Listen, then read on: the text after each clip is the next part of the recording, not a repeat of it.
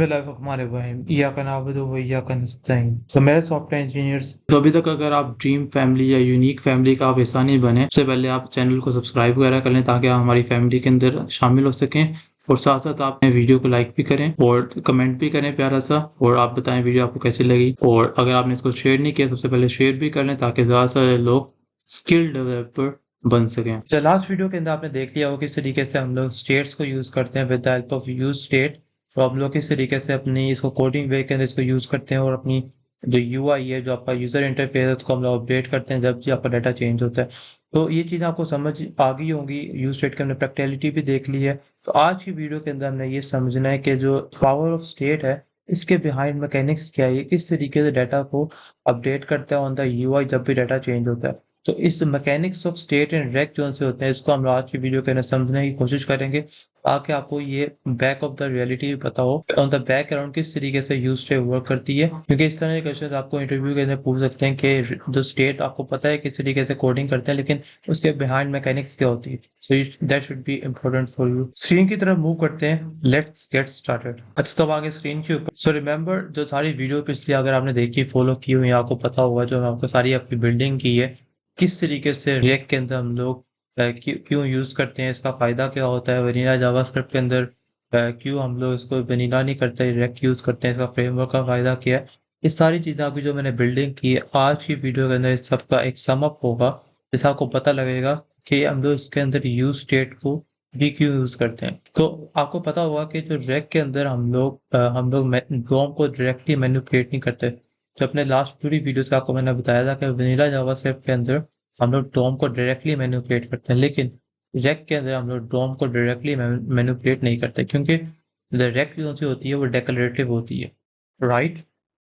सो यहाँ पर आपका एक क्वेश्चन जनरेट होगा कि अगर आप डॉम को डायरेक्टली मैनिपुलेट नहीं करते तो किस तरीके से आप उसको, जो आपकी स्टेट होती है, उसको आप चेंज करते हैं, अपडेट करते हैं base of any changes happen on the data. कि डाटा अगर चेंज होगा तो यूआई को किस तरीके से चेंज करेंगे, कि जब भी किसी बटन पर क्लिक होगा तो किस तरीके से आपका जो यूआई है वो चेंज होगा, अपडेट होगा।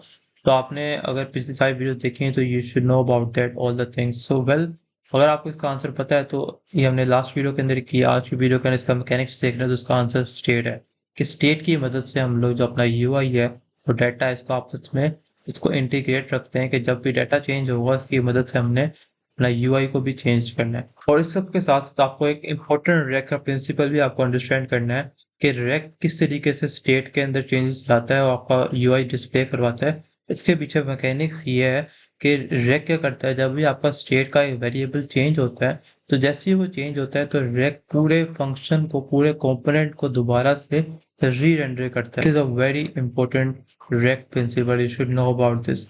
Okay, great. तो आसान लफ्जों में आप कह सकते हैं कि React calls the component function again. तो जब भी कोई नया डाटा आता है तो व्यू को, उसको वो खत्म करके नया व्यू आपके सामने डिस्प्ले करवाता है, इसको आप री रेंडर करते हैं। लेकिन एग्जैक्टली क्या होता है उसको हम लोग नेक्स्ट आने वाले सेक्शंस के अंदर हम लोग मजीद अच्छे तरीके से समझेंगे। आपका जो स्टेट का वेरिएबल है वो प्रिजर्व रहता है, और जब भी आपका कोई भी डाटा आपका चेंज होता है तो आपका यूआई का जो सा व्यू है या कंपोनेंट है उसको वो री रेंडर कर देता है, लेकिन स्टेट के वेरिएबल को रीसेट नहीं करता जब तक कि आप उसको खत्म ना कर दें। So when the state is updated, the each component will be re-rendered. So let's imagine यहाँ पर एक बटन है इवेंट हैंडलर का, और जब भी यूजर उसको क्लिक करेगा आपकी स्टेट वहां से अपडेट होगी और आपके सामने एक नया व्यू और नया डाटा के साथ जो नया आपका डाटा होगा वो आपके सामने डिस्प्ले हो जाएगा। With the help of that function that have with the use state have given to you, if there is a count there should be a set count over there. तो set count की मदद से वो वहाँ पर data आपका update हो जाएगा। तो ये सारी चीज़ें हमने लास्ट वीडियो के अंदर की हुई हैं, राइट। तो जैसे ही डायरेक्ट देखेगी कि स्टेट जोन से अपडेट हो गई है, वो क्या करेगी, जो आपका कंपोनेंट है उसको री रेंडर करेगी, और री रेंडर के नतीजे में क्या होगा, आपका जो व्यू है वो अपडेट हो जाएगा, आपको नया डाटा जो भी आपके सामने वो अपडेटेड जो रिजल्ट है वो आपके सामने शो हो जाएगा। तो इसको अगर हमने रियल एग्जाम्पल में समझना है तो आपको थोड़े वीडियोस पीछे जाना पड़ेगा, जहाँ पर हमने एक एडवाइस ऐप बनाई थी, और उसके अंदर अब आपको ये सारी चीज़ें समझ आ रही होंगी कि उसके अंदर भी हमने एक यूज स्टेट का हुक यूज़ की थी, और उसके अंदर हमने एडवाइसेस ली थी with the help of external API. और जब भी वहाँ पर हम लोग सेट एडवाइस के उसको चेंज करते थे तो वहाँ पर आपको एक नई एडवाइस शो होती थी, with the help of count के वेरिएबल्स हम लोग वहाँ पर अपडेट भी कराते रहते थे। So let's imagine there is a new device coming over the quality beats quantity. तो वो करेगा जब आप गेट डिवाइस पर क्लिक करेंगे डिवाइस के वेरिएबल के अंदर वो वहाँ पर ये नई डिवाइस डाल देगा quality beats quantity.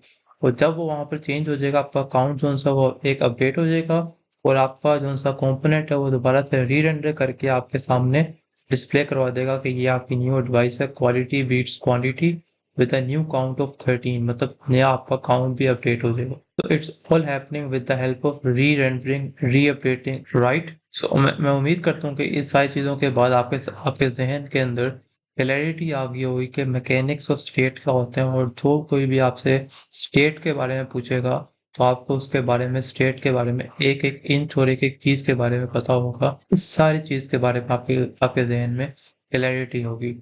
So as a conclusion आपने ये याद रखना है कि जो स्टेट होती है वो जब भी आपका कोई डाटा आपका अपडेट होता है उसकी बेस के ऊपर आपका जो सा यूआई है उसको अपडेट कर देता है। तो याद होगा इसको हमने ये डेफिनेशन भी आपके सामने मैंने आपको दिखाई थी शुरू वाली वीडियोस के अंदर कि रिएक्ट क्या करता है, वो रिएक्ट करता है, मतलब रिएक्ट करता है इट्स टू स्टेट चेंजेस के बाय री रेंडरिंग द यूआई। जब भी आपका कोई चेंज होती है स्टेट के अंदर तो वो दोबारा से रिएक्ट करता है, मतलब कुछ अपने जज्बात का इजहार करता है। आप इसको आसान लफ्ज़ों में कह सकते हैं रिएक्ट का जो मतलब होता है।